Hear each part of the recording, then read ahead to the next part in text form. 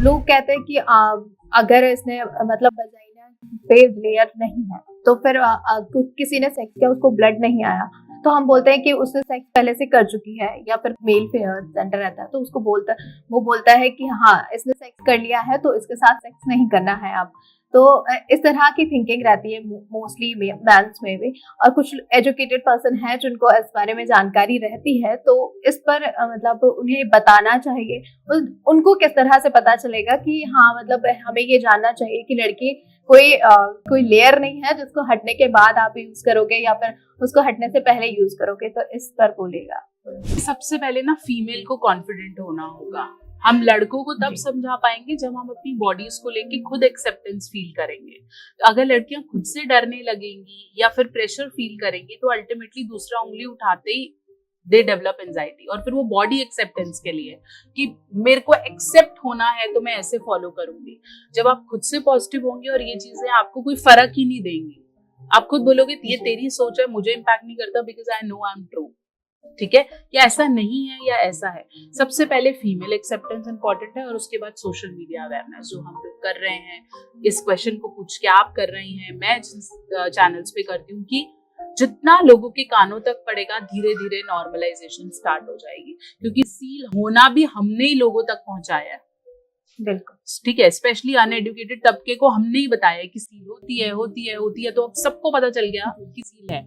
जैसे हम बोलने लगेंगे कि ये नहीं है, इट इज नॉट मायना नहीं है इसका, ये कोई इंडिकेटर नहीं है, तो ऑटोमेटिकली वहां पे भी एक्सेप्टेंस आएगा। तो ये छोटे छोटे स्टेप्स हमसे ही शुरू होते हैं। मेरा क्या है कि आजकल हर वुमेन में पीसीओडी का प्रॉब्लम देखा जाता है, तो हर सेकंड वुमेन को पीसीओडी का प्रॉब्लम है, तो इससे कैसे छुटकारा मिलेगा, या फिर किस वजह से इतने ज्यादा पीसीओडी के केसेस बढ़ रहे हैं? PCOS and PCODs are lifestyle issues. They are not medically acclaimed issues कि बचपन में ही आपकी बॉडी ऐसी होती है और बचपन से ही पीरियड्स रेगुलर होते हैं, ऐसा नहीं होता है। कई लोगों को PCOS या PCODs तब स्टार्ट होता है जब 4-5 साल की रेगुलर साइकिल्स हो जाती हैं, फिर ये प्रॉब्लम्स आनी शुरू होती हैं। It happens out of lifestyle. आप वो अप नहीं कर रहे हैं, आपका रूटीन डाइट का अच्छा नहीं है, आपका एक्सेसिव वेट बढ़ रहा है, आपका थायराइड है, आपको डायबिटीज हो रही है, आप स्ट्रेस ज्यादा लेते हैं, तो अल्टीमेटली ये सब रीजंस कहीं ना कहीं एक्लेम करते हैं।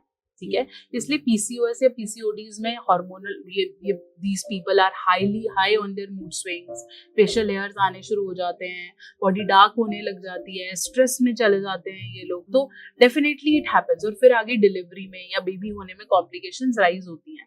PCOS एंड PCODs में बेसिकली जो आपका अंडा है, जो ओवरी है, वो उस लेवल तक मैच्योर नहीं होती कि आप कंसीव कर पाओ।